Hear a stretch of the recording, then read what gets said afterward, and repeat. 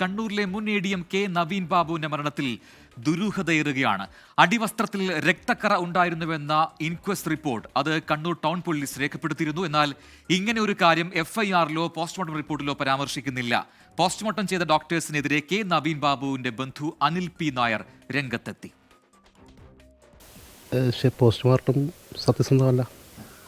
പോസ്റ്റ്മോർട്ടത്തിൽ ആ രക്തക്കറയൊക്കെ പറ്റി പരാമർശിക്കേണ്ടതായിരുന്നു. അത് ശരീരത്തിൻ്റെ ഏത് ഭാഗത്തു നിന്നാണ് രക്തസ്രാവം ഉണ്ടായത്? ഒരു മുറിവില്ലാതെ രക്തം ഉണ്ടാവില്ലല്ലോ. അത് ശരീരത്തിൻ്റെ ഏത് ഭാഗത്താണെന്ന് തീർച്ചയായിട്ടും പരിചയസമ്പന്നനായ ഒരു ഡോക്ടർ രേഖപ്പെടുത്തേണ്ടതാണ്. അല്ല, ഇതിനകത്ത് അട്ടിമുറിയും ഗൂഢാലോചന ആദ്യം തൊട്ട് തന്നെ ഉണ്ടല്ലോ. അതുകൊണ്ടാണല്ലോ ഇപ്പോഴും പ്രതിവർഗത്തിൽ ഒരാൾ മാത്രമായി നിൽക്കുന്നത്. ശ്രീകുമാരൻ പത്തനംതിട്ടയിൽ നിന്ന് ചേരുന്നു കൂടുതൽ വിവരങ്ങളുമായി. Sreeth, good afternoon. അപ്പോൾ ADM കെ നവീൻ ബാബുവിന്റെ മരണവുമായി ബന്ധപ്പെട്ടുകൊണ്ട് വളരെ പ്രധാനപ്പെട്ട ഒരു ആരോപണമാണ് ഇപ്പോൾ കുടുംബത്തിന്റെ ഭാഗത്ത് ഉണ്ടാവുന്നത്. അത് വെറുമൊരു ആരോപണമല്ല, ഏറ്റവും പ്രധാനപ്പെട്ട ഒരു കാര്യമാണ്. ഒരു മരണം നടന്നു കഴിഞ്ഞാൽ ആദ്യം സംഭവിക്കുന്നതാണ് ഇൻക്വസ്റ്റ് എന്ന് പറയുന്ന നടപടി. അതിൽ കൃത്യമായി പ്രാഥമികമായി എല്ലാ വിവരങ്ങളും രേഖപ്പെടുത്തുകയും ചെയ്യും.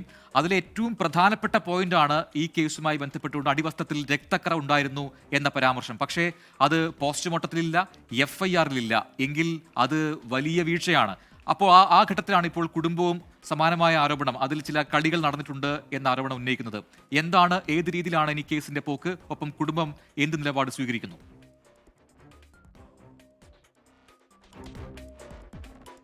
പ്രജിൻ, ഈ വിഷയത്തിൽ കുടുംബം നേരത്തെ തന്നെ ആരോപണം ഉയർത്തുന്നത് ഇതൊരു ആത്മഹത്യയാണെന്ന് അവർക്ക് വിശ്വസിക്കാൻ കഴിയുന്നില്ല എന്ന് തന്നെയാണ്. അതുമായി ബന്ധപ്പെട്ട് തന്നെയാണ് അവർ ഹൈക്കോടതിയെ സമീപിക്കുന്നതും CBI അന്വേഷണം വേണമെന്ന് ആവശ്യപ്പെടുന്നു. അതുമായി ബന്ധപ്പെട്ട രേഖകളെല്ലാം തന്നെ കോടതിയിൽ ഹാജരാക്കുന്നു. അപ്പോഴാണ് സർക്കാർ നിരവധി രേഖകൾ ഹാജരാക്കിയത്. അതിലാണ് ഏറ്റവും സുപ്രധാനമായ പോസ്റ്റ്മോർട്ടം റിപ്പോർട്ട് ഉണ്ടായിരുന്നത്. ഇത് ആത്മഹത്യ തന്നെയാണ്. ആന്തരികമായും ബാഹ്യമായും കാര്യമായ രീതിയിലുള്ള പരിക്കുകളൊന്നും തന്നെ നവീൻ ബാബുവിൻ്റെ മൃതശരീരത്തിൽ നിന്ന് കണ്ടെത്താൻ കഴിഞ്ഞിട്ടില്ല എന്നായിരുന്നു സർക്കാർ ഹൈക്കോടതിയെ അറിയിച്ചത്. എന്തായാലും സർക്കാരിൻ്റെ ഈ വാദങ്ങൾ പൊളിഞ്ഞു എന്നാണ് കുടുംബം ഇപ്പോൾ പറയുന്നത്. കാരണം ഈ ഇൻക്വസ്റ്റ് റിപ്പോർട്ടിൽ വളരെ വ്യക്തമായി തന്നെ പറഞ്ഞിട്ടുണ്ട്, അടിവസ്ത്രത്തിൽ രക്തക്കറ കണ്ടെത്തിയിട്ടുണ്ട് എന്ന്. അത് ഒരു നീല അടിവസ്ത്രം ധരിച്ചായിരുന്നു ഈ മൃതശരീരം ഉണ്ടായിരുന്നത്. ഈ അടിവസ്ത്രത്തിൽ രക്തക്കറ ഉണ്ടായിരുന്നു എന്നാണ് പറയുന്നത്. ആന്തരികവും ആയും ബാഹ്യമായും പരിക്കുകളൊന്നുമില്ലാത്ത ഈ ഒരു ശരീരത്തിൽ എങ്ങനെയാണ് ഈ രക്തക്കറ വന്നത് എന്നതിനെക്കുറിച്ച് ഒരു പരാമർശവും ഈ പോസ്റ്റ്മോർട്ടം റിപ്പോർട്ടിലില്ല. അതായത് ഇൻക്വസ്റ്റ് റിപ്പോർട്ട് വായിക്കാതെയാണോ ഈ പരിയാരത്തെ ഡോക്ടർ പോസ്റ്റ്മോർട്ടം ചെയ്തത് എന്നാണ് ബന്ധുവായ അഡ്വക്കേറ്റ് അനിൽ പി നായർ ചോദിക്കുന്നത്. എന്തായാലും ഈ വിഷയത്തിൽ കൃത്യമായ രീതിയിലുള്ള വാദപ്രതിവാദങ്ങൾ കോടതിയിൽ നടക്കുമെന്ന് തന്നെയാണ് നമ്മൾ പ്രതീക്ഷിക്കുന്നത്. കുടുംബം അതുതന്നെ മുന്നോട്ട് വെക്കുന്നുണ്ട്. അവർ കോടതിയിൽ ഇക്കാര്യത്തെക്കുറിച്ച് വ്യക്തത തേടും, അല്ലെങ്കിൽ അവരുടെ അഭിഭാഷകൻ കൃത്യമായി തന്നെ പറയുമെന്നാണ് പറയുന്നത്. സർക്കാർ വാദങ്ങൾ കൃത്യമായ രീതിയിൽ പോസ്റ്റ്മോർട്ടം റിപ്പോർട്ടിൽ പറഞ്ഞിരിക്കുന്നത് ഒരു പ്ലാസ്റ്റിക് കയറിൽ തൂങ്ങി മരിച്ചു, മറ്റ് അസ്വാഭാവികതകളൊന്നുമില്ല എന്നാണ് പോസ്റ്റ്മോർട്ടം റിപ്പോർട്ട് എന്നാണ്.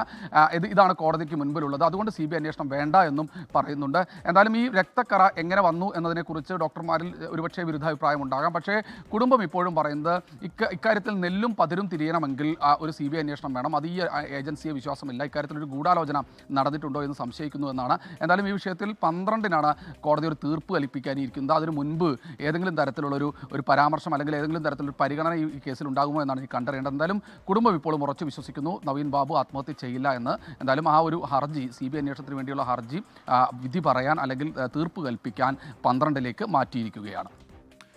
ശ്രീകുമാറിനാണ് വിശദാംശങ്ങൾ നൽകിയത് പത്തനംതിട്ടയിൽ നിന്നും.